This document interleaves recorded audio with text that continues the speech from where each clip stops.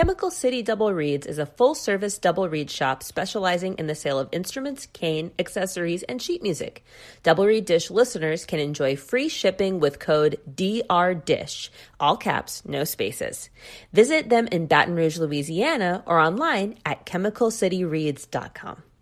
Consider buying your processed oboe and bassoon cane from those friendly folks over at Barton Cane. Processed with care and precision for your everyday reed-making needs. Take the pain and injury out of reed-making by letting Barton Cane do the hard, repetitive, boring stuff. Free up time for practicing, happy hours, hikes, baking, and spending time with friends and family. Barton Cane, here for you.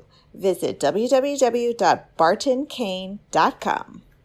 Hi, I'm Galit Kaunitz. And I'm Jackie Wilson, and you're listening to Double Reed Dish, a podcast for oboists, bassoonists, and the people who love them.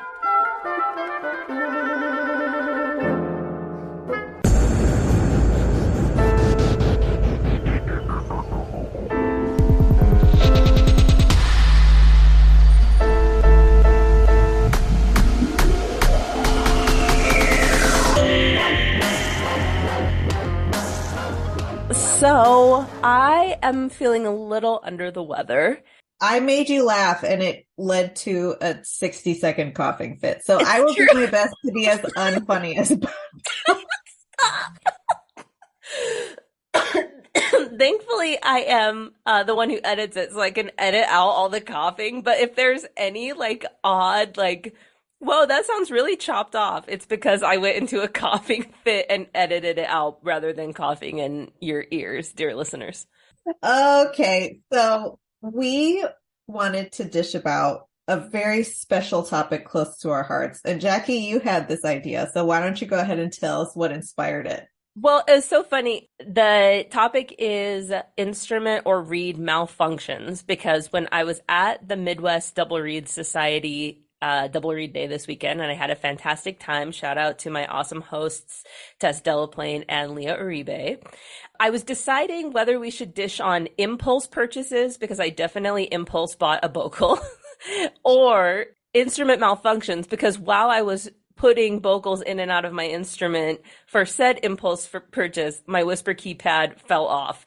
And one of the vendors had to, shout out Robert Jordan, put my instrument back together so I could play the guest artist recital at the end of the day. Oh, so yeah, I thought, wouldn't that be funny to talk about instrument malfunctions? And we've been pretty vulnerable on some recent episodes, and our listeners are showing up to trauma bond with us, because this is one of the biggest responses we've maybe ever had for a dish topic. Y'all showed up.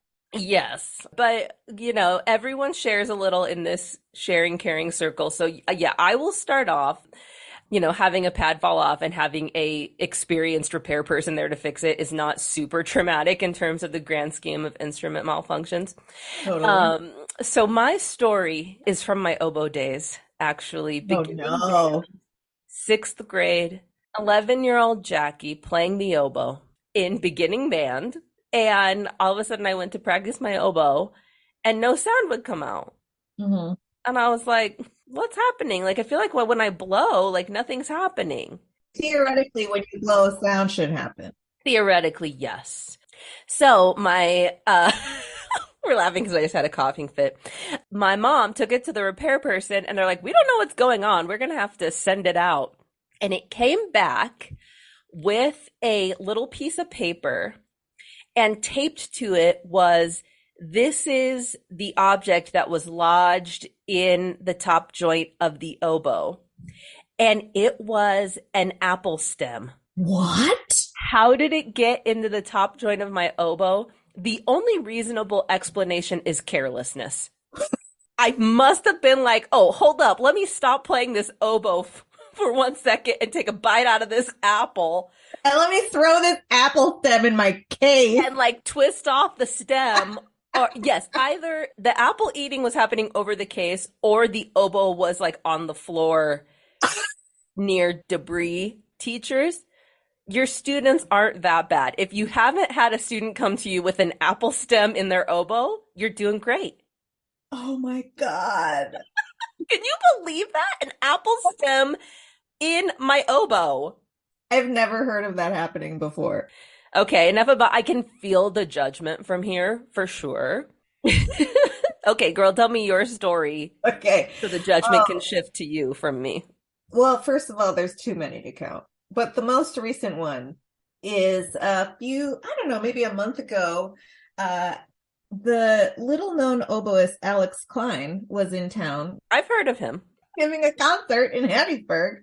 And so I had the pleasure of playing first oboe in the Mozart concerto, like in the orchestra, with Oh, uh, just a little nobody named Alex Klein.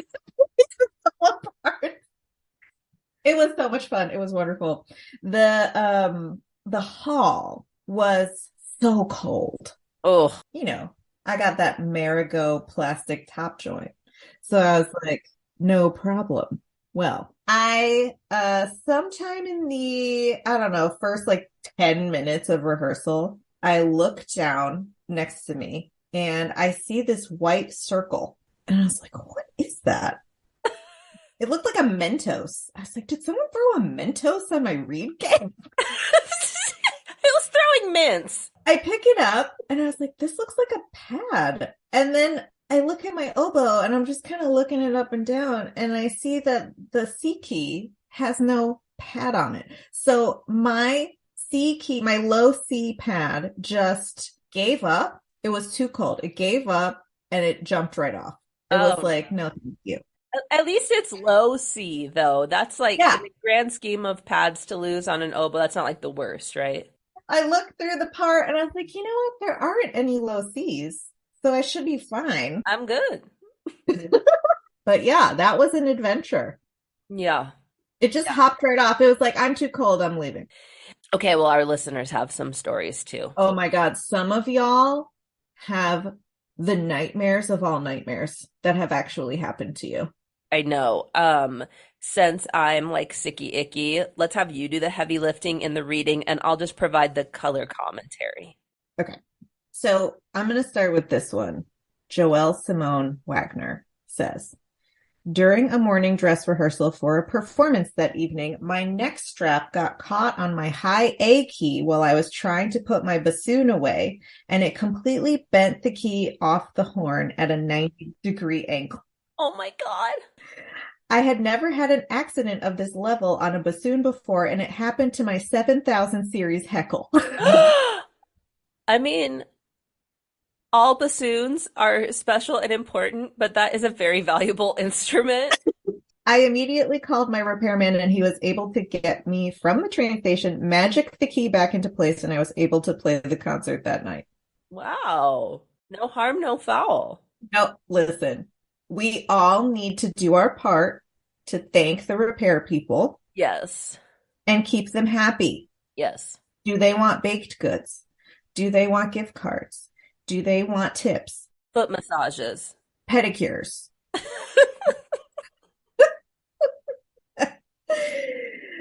This one is from Andrew. I was playing principal in a production of Marriage of Figaro, and my whisper keypad and pad holder fell off completely. I have also had reeds crack mid-performance, but my favorite is when a student brought in their bassoon with a cracked vocal. So we go to the backup school vocal and find that it has been completely filled and packed with rocks and sand.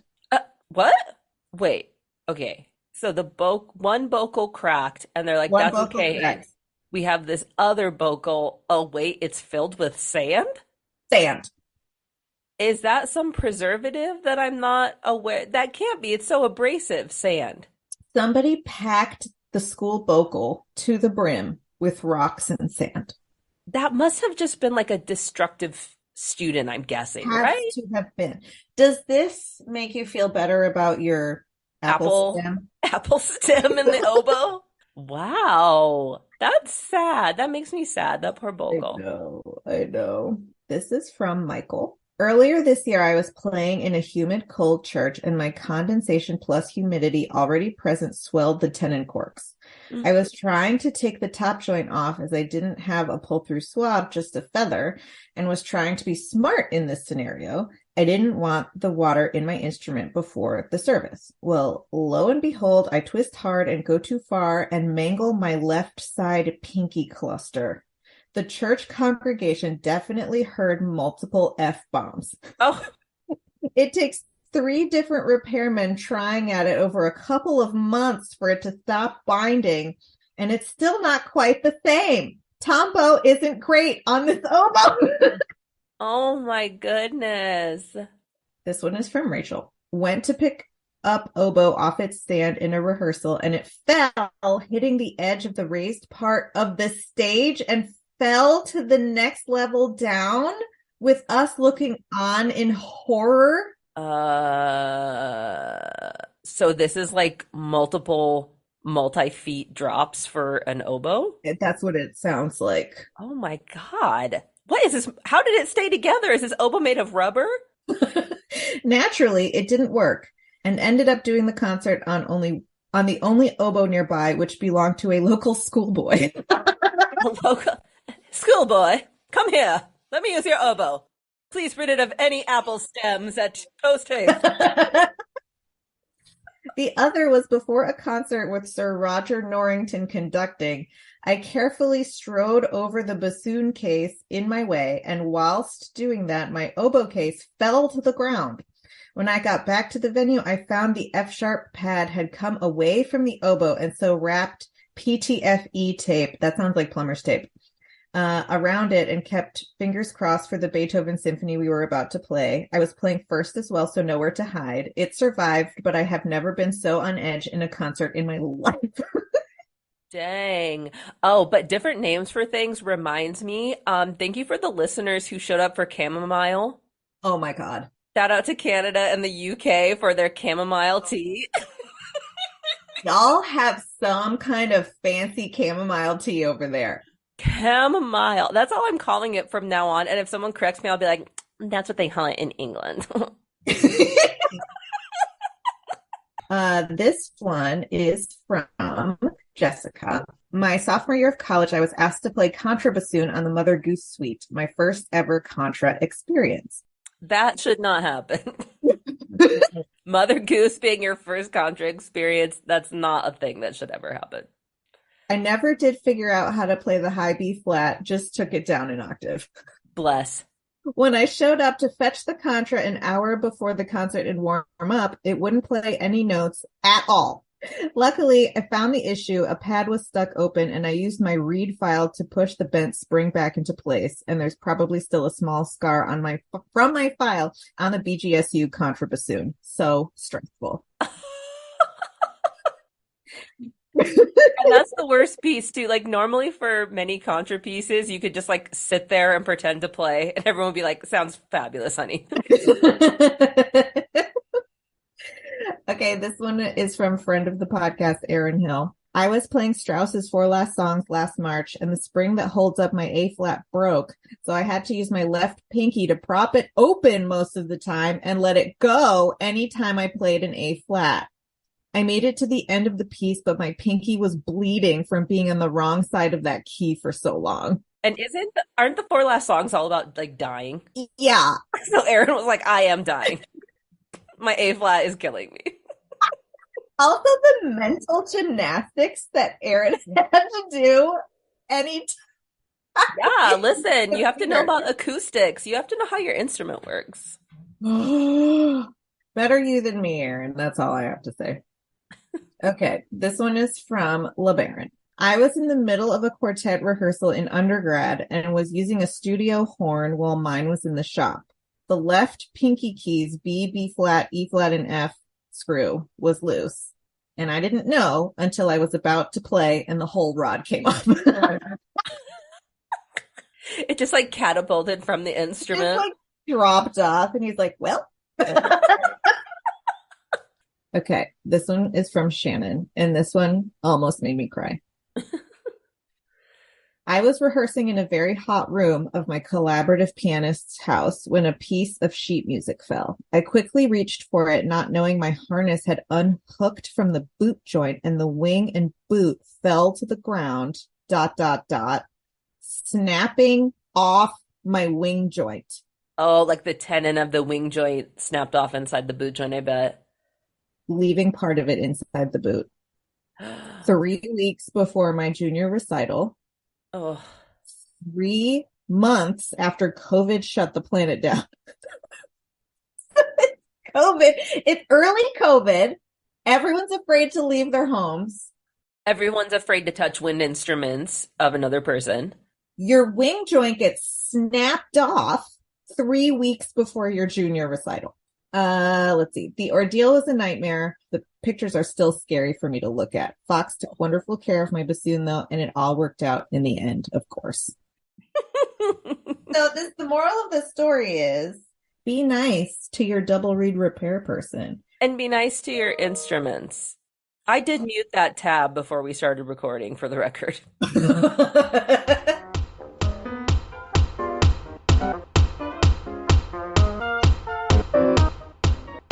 Ugly Duckling Oboes is dedicated to the development of young oboe players. They provide quality handmade oboe reeds, private lessons, and high-quality oboe sales, rentals, and consignments. The oboes that they rent are conservatory mechanism oboes that include the left-hand F key and low B flat key. All are maintained by oboe-specific technicians. In-person lessons are available, as well as virtual lessons for students who live outside the geographic area or have transportation and scheduling challenges. They also offer online college audition coaching for high school juniors and seniors who plan to audition to be music majors. Visit uglyducklingoboes.com for more details on how you can set up yourself for success and sign up for their newsletter. That's uglyducklingoboes.com. Hey, oboists! Have you ever found it difficult to sort out when and how to find a new oboe or English horn? Oboe Chicago streamlines the process, providing personal and professional consultation and a large selection of lovely instruments. The process feels comfortable and thorough. Selection includes F. Leray of Paris, Howarth of London, Covey oboes, and Fox products. For a current listing of Oboe Chicago's selection, please visit www.oboechicago.com. For a credit of $100 toward shipping, mention Double Reed Dish when you call or email Shauna.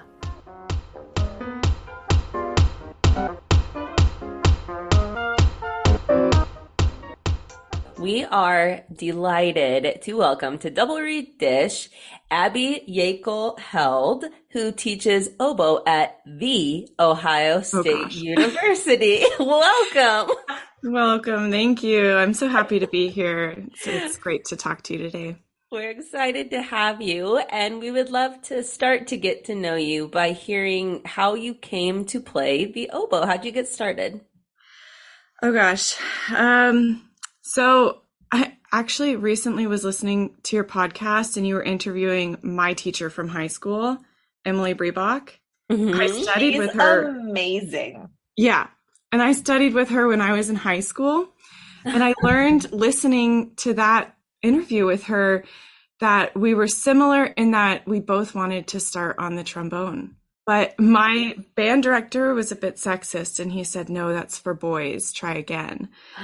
And so eventually we settled on the clarinet.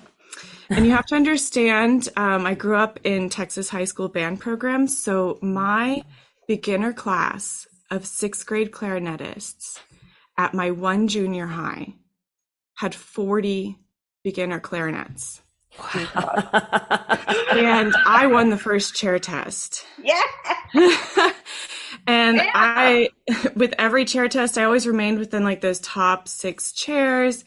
And my band director was just thinking, I think you need a challenge. What do you think of the oboe?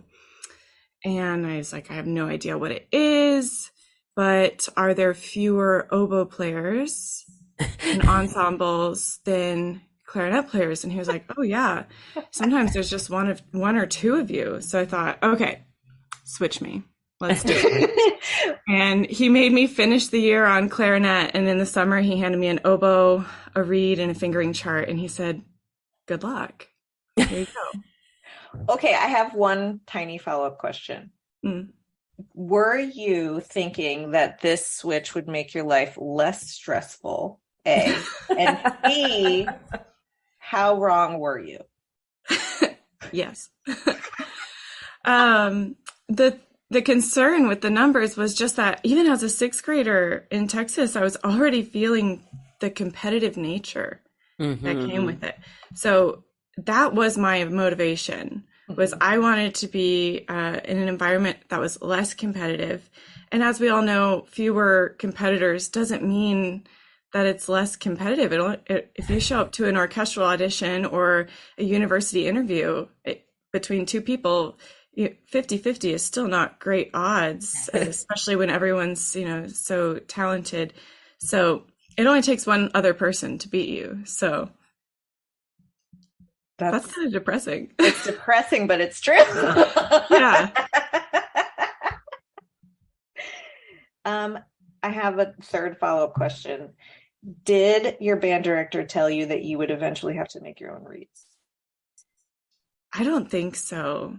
But So if that he was a had, I sneaky. probably would have thought that was cool because I was like a Oh, crafty kid, you know what I mean? okay. I Yeah. like it. Like people are always, asking me like if I came from a musical family or anything like that. And my dad sings in the church choir. He usually sings the tenor line. He's great at finding harmonies and he has a lovely voice. My mom also sings in the church choir, but what I really attribute oboe wise and what I do in my world to my parents is the craftiness and the creativity that my mother has.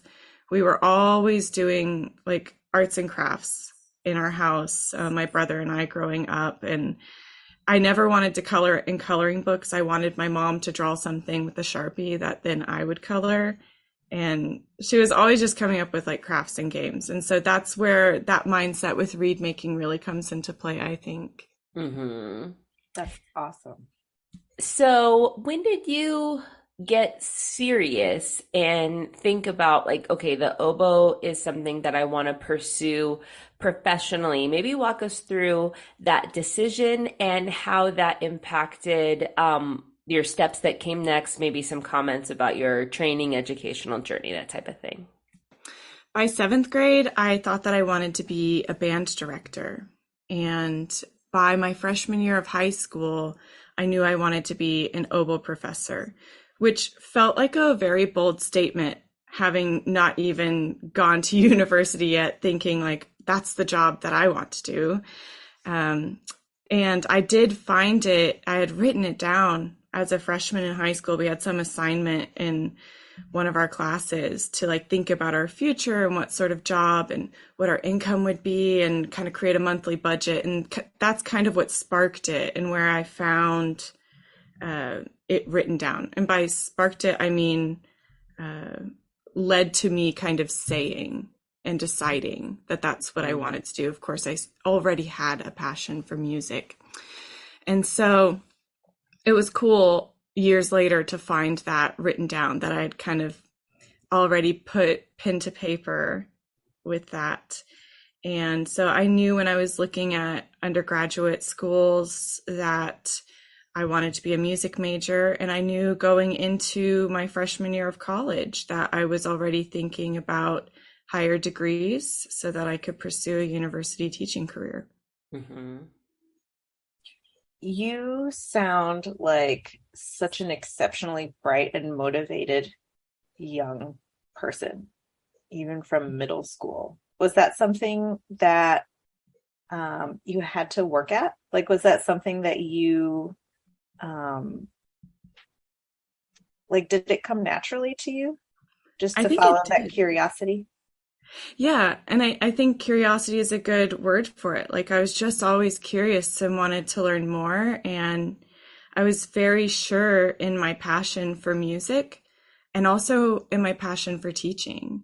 I have report cards from elementary school where my teachers cited that I was a very good teacher to my peers. If I finished my work early, I would help my peers. And one teacher even wrote that, like, Abby's really good at like using metaphors to explain things to her peers. And she's really good at peer teaching and figuring out how to make it make sense to someone. So that just the combination of my skill as a teacher and my passion for music, it just was always a no-brainer for me. If anything, the fact that it does tend to be a cliche for many people, and I don't mean cliche in a negative way, just in that it's commonly experienced, this, what do I want to do with my life? Who am I? What do I want to be? I never felt that. And that was almost confusing because I was like, should I feel that? But I was very sure and I was very set. So I think I'm kind of the exception to the rule in that way. But I do have lots of empathy for people who kind of navigate a more winding path. And did you always know that, if you always knew you wanted it to be the oboe, did you know higher ed, academia is where I want to go, or orchestral, or how did you kind of see your career taking shape in those early years? Yeah, originally I thought I would be a band director, and I did go to school for music education for my undergraduate degree.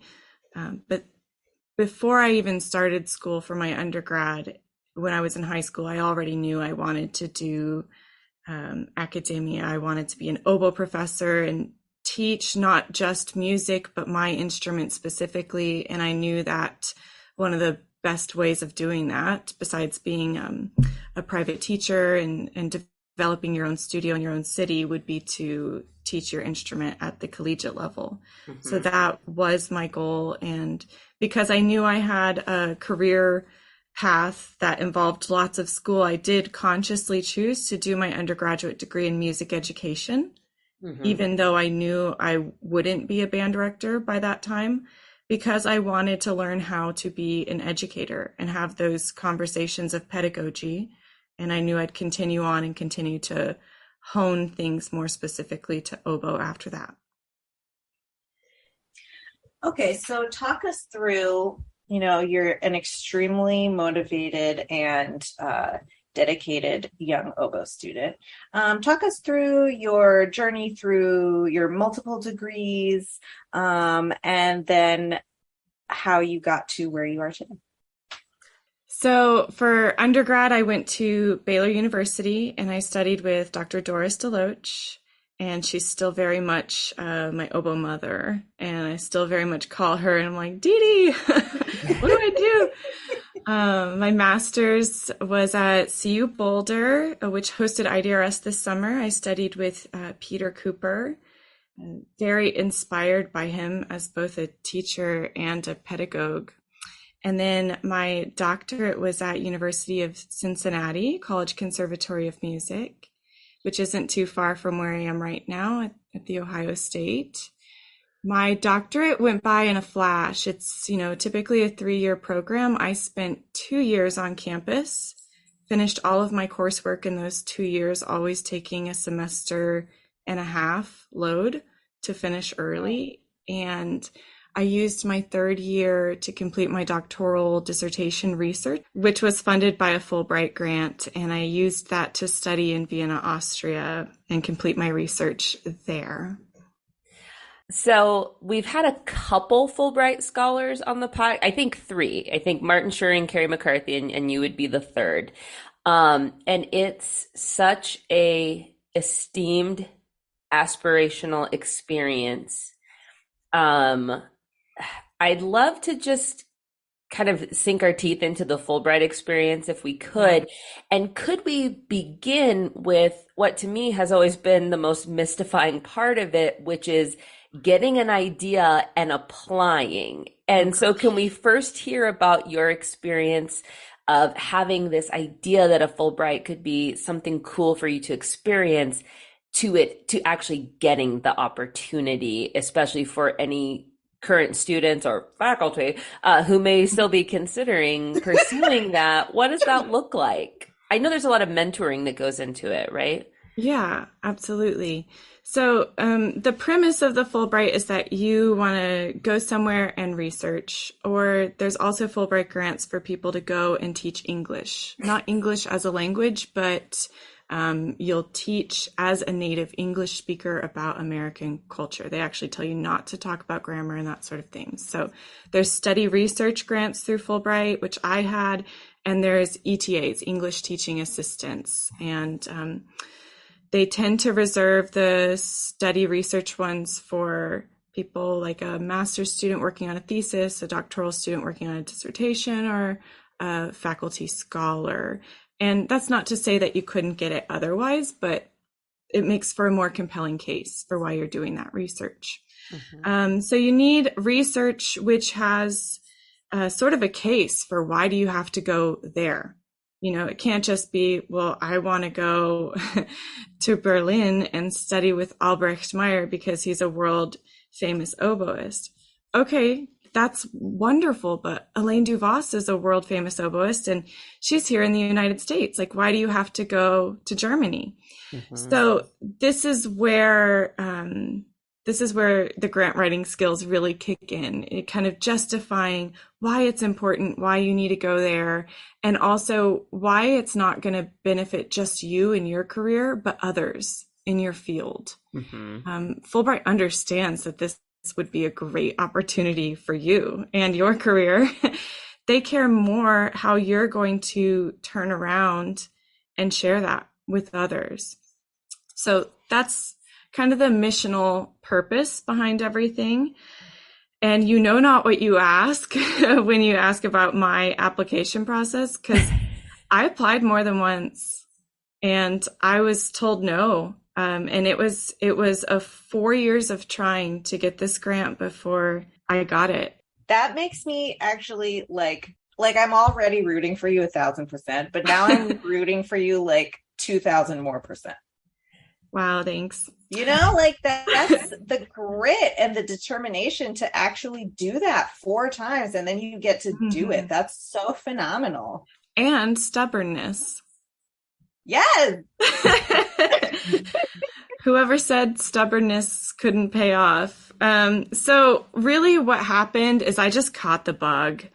When I was a senior in undergrad, I was just motivated to study abroad. I wanted to study in a different country, and I thought Germany or Austria would be great because of the rich Western music history that exists in these countries and how that intersects with my instrument. So, you know, then after doing research, knowing that I needed some compelling reason for why it needed to be there, I discovered as a senior in undergrad, as someone who was about to have a whole degree in music, that there was a different version of my instrument that existed across the world, the Viennese oboe, and that it was special because it's the predecessor to what we play on, and it's being maintained, perhaps also out of stubbornness, in Vienna, Austria. And so I just thought, oh my gosh, how did I not know about this? And I wanted to learn more, and I did what we all do. I started Googling it, and like the most information I could find was Wikipedia, and I thought that was a shame. I turned to the IDRS double reed. Keyword searches of the Viennese oboe like brought up passing statements and articles on the oboe's history, nothing really about the Viennese oboe itself. And I just thought, I want to fix that. And I just became really passionate about it. My first application was largely unsuccessful because one aspect of the application is you need letters of affiliation. You need letters from people over there, which read as a letter of recommendation that says, yeah, we support this person's application. We want them to come here and study. And not only that, we also think we would benefit by this person being here. Maybe we could exchange ideas. So there needed to be that. And I didn't have that. I was writing to Viennese oboists, trying to get in contact with anyone, and no one would write me back. I had a number of unrequited pen pals that I would periodically write to, and and never hear from. And every now and then I'd just write them a new email. Hi, it's me again. I love your oboe. Would love to come learn that thing. And so I couldn't get in touch with anyone. The community was very inaccessible. And with my first application, I finally got in touch with a teacher in Graz. And I didn't know this at the time, but really, truly, the Viennese oboe is just confined to Vienna. They're not playing it in cities outside of Vienna. But I got in touch with this teacher at Graz and asked for a letter of affiliation, told them kind of what it needed to say. They gave me a letter, and it was like 2 sentences, and it was like, Mr. Abby Yeakle would be welcome to come study here. Apparently my name looks very masculine to them.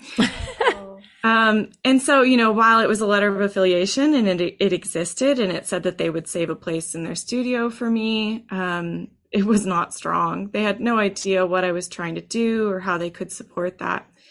So, I wasn't terribly surprised when the first application result was a no, was being declined, I guess you could say.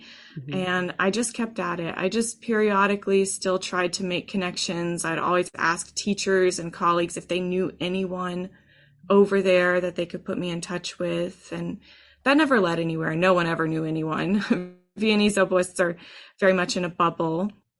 But I kept at it very stubbornly. And 1 year, 4 years after my first application, I finally got an email back from Karl Radovanovich, who is the maker of Viennese oboes. He makes Rado Viennese oboes. And he wrote me back, and he thought it was cool that I was trying to do this research. And that was great for me. He put me in touch with one person, that person put me in touch with another person, and really just everything began to fall into place. And I was able to apply again for a Fulbright. That would have been the fall of 2015 was my successful application. And that application was armed with 2 strong letters of recommendation from Josef Bednarik, who is the president of the Viennese Oboe Society, and he is also solo oboist of the Volksoper, and also a letter from Universität Professor Harald Hurt, who would become my teacher at the university in Vienna that I studied at.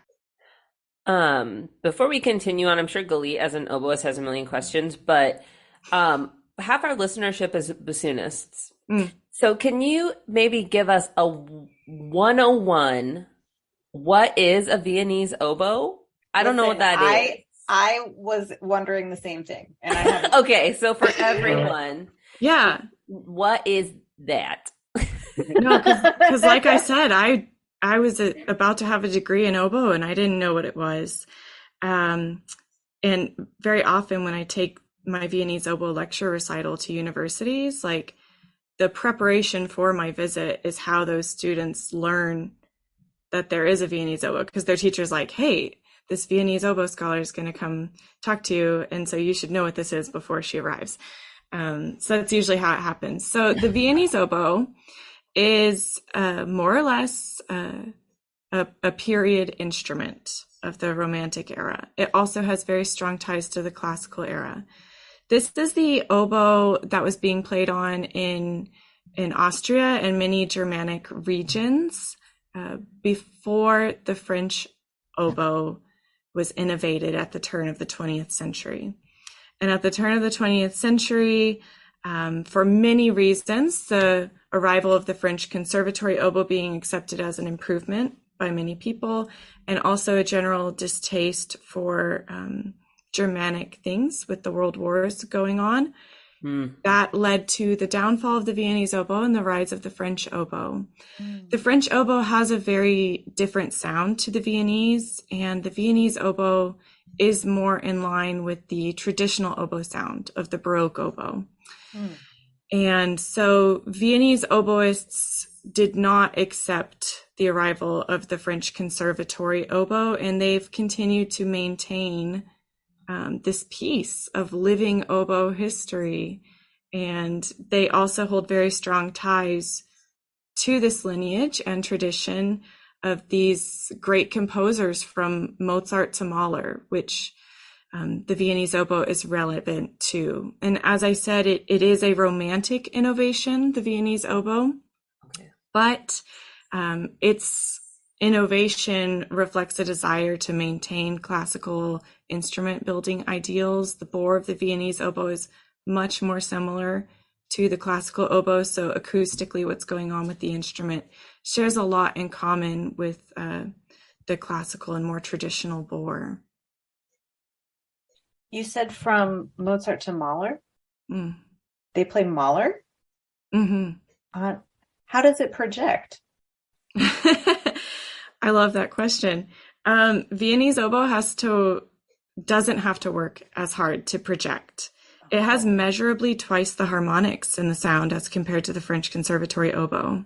Oh, I'm just trying to wrap my mind around this. This happens when I take my Viennese oboe lecture recital to universities. Like, I'll play both oboes for the students. It's usually the oboe studio, or maybe the whole woodwind studio is there. And at one point I'll ask the students, do you have a preference? Which one did you prefer the sound to? And it's amazing to me how often the oboe players are saying, I think I actually prefer the Viennese. And they feel like they're betraying their instrument. And the first time I looked at the research and the acoustics of the sound between these two oboes, I felt betrayed. I was like, it has twice the harmonics? I'm like, no. And I went to the person who did the research because he was at the university I attended as a Fulbrighter. And I asked him about it. I was like, yeah, but who did you have playing the French oboe? Were they even a French oboist? Did they even, have the proper reeds or whatever? And then he told me, who it was, and I can't disclose that information, but they're professionals. And so I was like, this is not welcomed news, because we all, consider harmonics to be a wonderful thing to have in your sound. And so the French oboe, it has a narrower bore, and that resulted in greater stability. Okay. But it was a loss in flexibility. Okay. And changed, the harmonics of the instrument as well. And, even with reeds, we are all searching for some sort of balance between stability and flexibility that we find acceptable. And for Viennese oboists, they were not willing to sacrifice the flexibility. And they did not regard the French conservatory oboe as an improvement. This is really changing how I'm thinking about the acoustics of the instrument. Because I always assumed that the earlier oboes could not project as far, which is why we, modified it and created a smaller bore so that we could project the back of larger halls. But that is not true.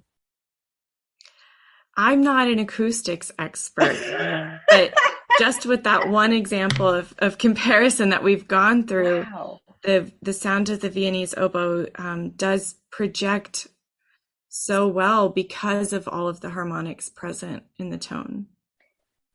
Does your research into the Viennese oboe change your approach to the French oboe, the modern? Oh, yeah, definitely. The biggest way that I see that is in the low register and in my treatment of Cs. So let me explain. The Viennese oboe it has greater flexibility, so it's just much more responsive and friendly in the low register. So I no longer hate Dvorak second oboe excerpts because I think I approach them with more, acceptance of the fact that it should have been full and rich. And so I approach low notes with less fear, I would say, because it's something that was a strength on the Viennese oboe, that it would be responsive and comfortable. And so I always try to go for sounding responsive and comfortable. And if it's supposed to be piano or something, then I just cool it with the vibrato, or I cool it in terms of like energy or color, but always aiming for that comfort and security. And then with the treatment of Cs, I know that a lot of oboists don't like the note C, no matter the octave. And of course, we're plagued with these in our Mozart concerto and in our Haydn concerto. And C is actually a really cushy, beautiful note on the Viennese oboe. That's fascinating. And the high C in the ledgers on side octave C, as we call it, the Viennese oboe fingering for that is the same as the fingering that some people use on the English horn, of having forks in both hands, 1, 3, 4, 6, if you will. This double forked fingering on the Viennese oboe, it gets more fingers down. And so there's a nice, healthy resistance feeling to it. And so to spend 4 measures on that note, crescendoing or shaping at the beginning of the Mozart concerto, gosh, it's a moment to show off, not a moment to fear. And so I try and take that attitude back to the French oboe. And honestly, the fingering does work on the French oboe. So sometimes I practice with it just for a little confidence boost. But then I go back to the fingering we're supposed to use. So your research into this seems like very fertile area, where there's great need, where, I feel like American oboes don't know anything about this for the most part. It just screams, there doesn't have to be one way, and we can be informed by many other ways that other people use that are equally great.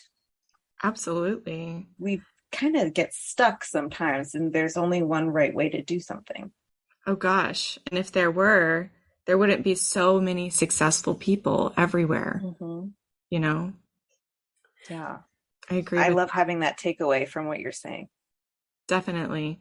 What's funny is I actually returned from Vienna sounding more American than I did before. I've not ever been a very American sounding player with my tone. And usually people who don't like my tone are other oboists, but people who love my tone are singers and string players and pianists. And so that's always really interesting, because I've always just tried to sound like me and just be true to what I'm doing, what my reeds are doing, and my own sound concept, which is very international. Like a lot of my oboe idols are like all over the place. It's a spectrum. But what's so funny is Viennese oboe players actually view their sound concept, their phrasing ideology, they view a lot in common with American oboe playing. And actually, while I was in Vienna studying, the editor of the Viennese Oboe Journal had asked me to write an article on the American School of Oboe Playing, because they wanted to hear my perspective as a native, just so that they could draw their own conclusions of the connections that they sense. And I just think it's very interesting that I traveled around the world and I actually came back sounding more American than when I left. But so if somebody hears this interview and is just set on fire with the desire to learn the Viennese oboe, where should they start? Well, it sounds self-serving, but they should start with my resources. The fact of the matter is I've created a lot of the first resources on this instrument that exist in English. There are great resources in German, which is the native language there in Austria, but there are very few of them. So I would say start with that and reach out to me. I mean, that's the point of what I did with Fulbright, is that I'm trying to increase the collaboration and connection between our communities. And their community has been historically siloed. And that's something which I feel is misunderstood on the outside. Sometimes people view it incorrectly as, oh, they want nothing to do with us. But from my time spent on the inside, I could tell you that it's not the case at all. they are always pleased when I tell them how I'm sharing what they do with others, and they always thank me for it. And uh, they are always surprised that people are interested because they don't think anyone would be interested because the rest of the world did move on. So I think there's just misunderstanding there. And the aim with Fulbright is to increase mutual understanding between nations within our own respective academic areas. I guess my last question about the Fulbright and Viennese oboe, and then we'll definitely get into other aspects of you as an oboist, is this is all reminding me of the relationship between the French bassoon and the German bassoon. And when we have had on French bassoon experts in the past, I've asked this question, and you've touched on it a little bit, but you know, in classical music, we emphasize a lot of times performance practice. Mm-hmm. And for these composers, these Viennese composers, you know, in your opinion, I know you spoke about it with playing Dvorak and that type of thing. But is there, it seems like there would be a lot to be gained from hearing the oboes that Mahler would have been composing for, or that Beethoven was composing for. And does any of your perspective, or even that which can be gained by French oboe players, bring in that performance practice angle? Absolutely. And that was what my research was focused on, was this cross application. I had 2 lessons a week when I was studying in Vienna. One was learning how to play the Viennese oboe so that I could play its relevant repertoire on its instrument, or an instrument more highly similar to the one that it was written for. Again, a disclaimer for any academics out there: I'm not trying to say that the Viennese oboe is a classical oboe. I'm just saying it's more similar. And we also have a more direct lineage with its musicians to these traditions. Right. So that was the experiencing on the instrument which it was written for, or more similar to, and what I could gain from that. My other weekly lesson was on my French oboe, and I was focusing on performance practice and interpretation in the Viennese style. And so it was these 2 things combined, and how I take them back to the French oboe. That's the foundation for my research. And just like French and German bassoon, it is very informative. And I also hear from people who do that research that it's also that, you know, the Viennese oboe is more responsive and in some ways more comfortable. And I hear the same for bassoon with the comparison between the 2. And so I think that that's really interesting. And the performance practice aspect is definitely one of the motivations to why all of this matters. What's the point? And it's that I argue that the Viennese oboe holds the key to understanding this repertoire better. Yeah, it's fascinating. Yeah, I can't wait to dive in and read your research.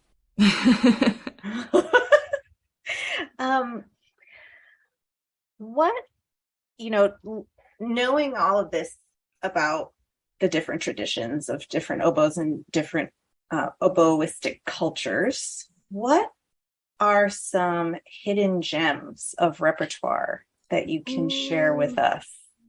I love this. Okay. First of all, the first assignment I played on Viennese oboe, my teacher was like, you have to play this. It's like every young student does it. It's a rite of passage. And I was like this quasi beginner because I had all these transferable skills from the French oboe, but like I was dealing with all these new fingerings and a different reed. And that piece was the Klukart. We know Klukart from Quintet. Yeah. And he wrote this really beautiful concertino, which is just, I mean, everyone should be playing this on their undergrad degree recital. I mean, it's just this great piece. It's this like moderate opening, this really like gorgeous melodic cadenza, and then a beautiful lilting middle section. That cadenza comes back, and then we have this fun, upbeat, faster ending, which the technique is very idiomatic, no matter the oboe, but especially on the Viennese.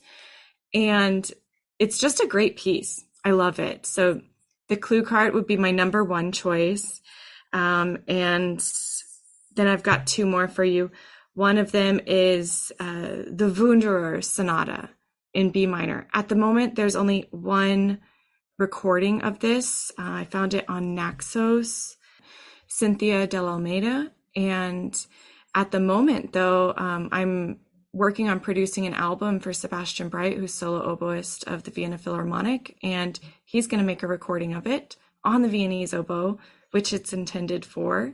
The Wunderer Sonata is 4 movements. The first movement's like really brooding. The second movement is very scherzo and chromatic. The third movement's very like alpine horn calls. And the fourth movement is just this like really fun jig, I guess. It's in compound meter. It's a blast. So that's the Wunderer Sonata. And then lastly, my recommendation for repertoire I've discovered through the Viennese oboe would be the Kauder Sonata. And the Kauder is just this beautiful rhapsodic piece, but you need a great pianist to collaborate with because there are no bar lines. Oh, wow. Yeah, there are no bar lines. Kauder is a great example of an exile artist, somebody who fled during the wars and sought safety. And yeah, his music is just astounding. Hugo Kauder. Those are amazing suggestions. Thank you. Okay.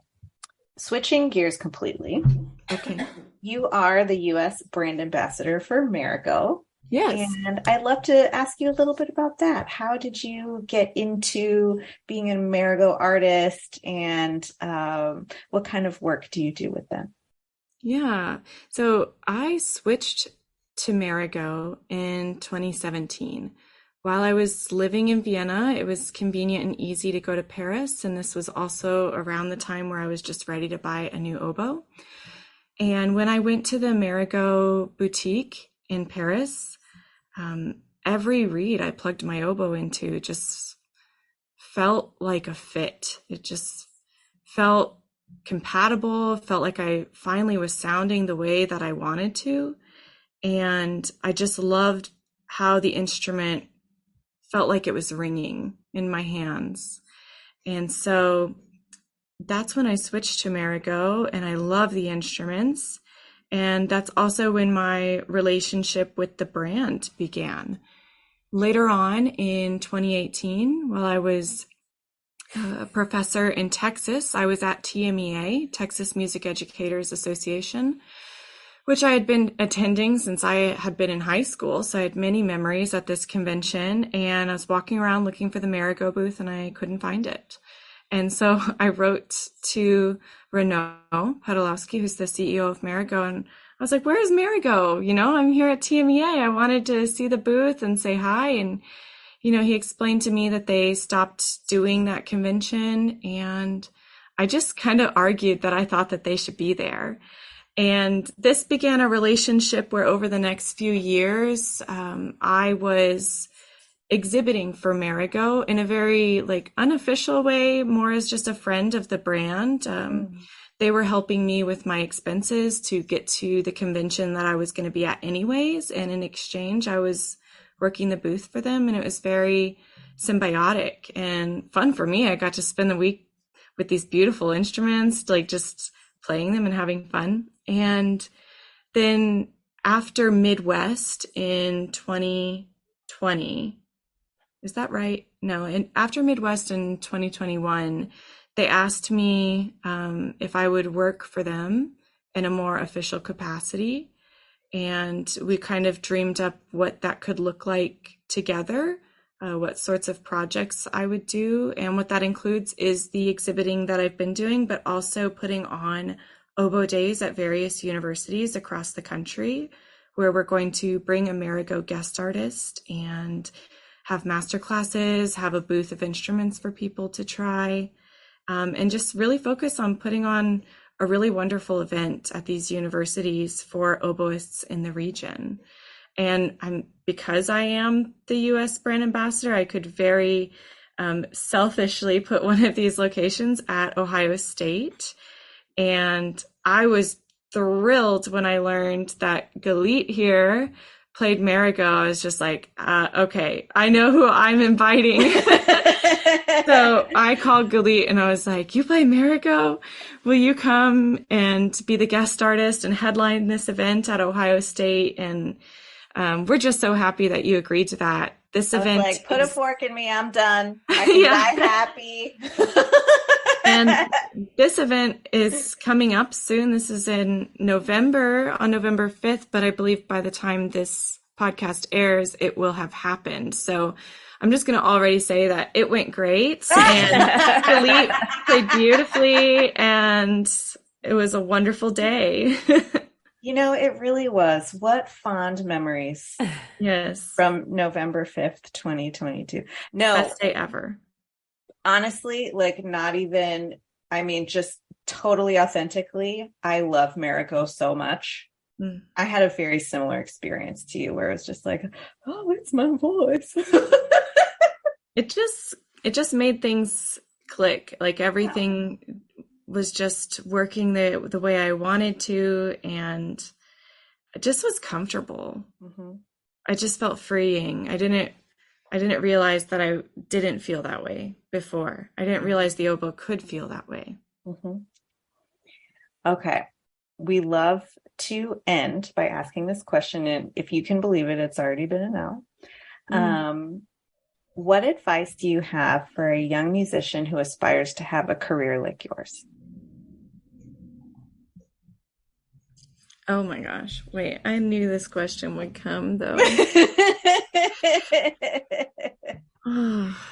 It's such a rude question. But if I could, I mean, tangibly and literally, but also what has struck me over the last hour is that you are someone who creates opportunities for yourself, and who really just pursues your interests and creates windows where maybe there's not one.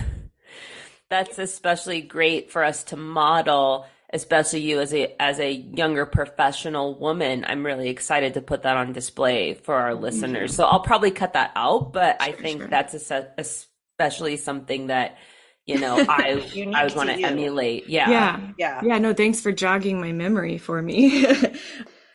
I would say what I wish I knew before going into this was that you just need to make your own opportunities. Whatever experience it is that you need, go out there and find it and create it. You know, during my master's program, I remember I was on the sub list for a regional orchestra in the area, and another colleague of mine said, oh, well, why don't they call me? I didn't know they were. And when was the sub list audition? And I was like, there was no sub list audition. I just emailed the personnel manager and asked if I could come play for them after rehearsal one day for consideration. So I wasn't waiting to see that posted. I wanted them to know. Likewise, between finishing my doctorate and my first job, I had the first gap year in my life. And as you can imagine, just from spending time with me today, like, I was anxious, I was antsy, and I didn't like kind of not doing exactly what I wanted to do. I wanted to be a university professor, and I had this gap year. And so I knocked on doors, and I emailed a community college in my area, and I said, I know you're not hiring, but if there are any music courses that need covering, please call me. I'm in the area. I'll teach whatever. I need this experience. And, you know, they wrote back to me and they're like, you're right, we're not hiring. Like, why are you talking to us? But guess what? Hurricane Harvey happened that fall, and there were teachers who, unfortunately, their cars were flooded and totaled in the flood, and they could not go to class. This was pre everyone using Zoom, because obviously that would have been the solution. And so I got a call, and they were like, okay, we're sitting here with this totally unsolicited cover letter from you. Would you be able to cover music appreciation, American popular music? And boom, then I was doing that. And I had these 2 courses at the community college. I had my private studio of 33 students in Houston, and I was treating it like a university studio. We had special events, we gave studio recitals, and I was making my own experiences that I was needing. I wasn't waiting for someone to offer an opportunity for me. I was just trying to find my own way. So that would be my experience. Just like, get out there and make it happen, and don't be afraid to be bold. Abby, you are an absolute inspiration. This has been such a wonderful hour. Thank you so, so much for joining us on Double Read Dish.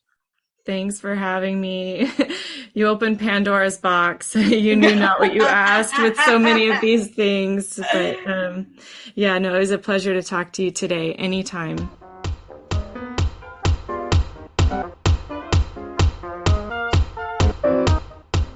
Okay, we hope you enjoyed that episode. Yeah, we hope you did, and follow us on social media. I'm tired. I don't feel good. Rate and review. Follow us on social. We love you. Galit, who's on the next episode? On the next episode, we have a wonderful conversation with Nancy Belmont, assistant professor of bassoon at Louisiana State University. Jackie, let's end this nerd parade. Go make reads.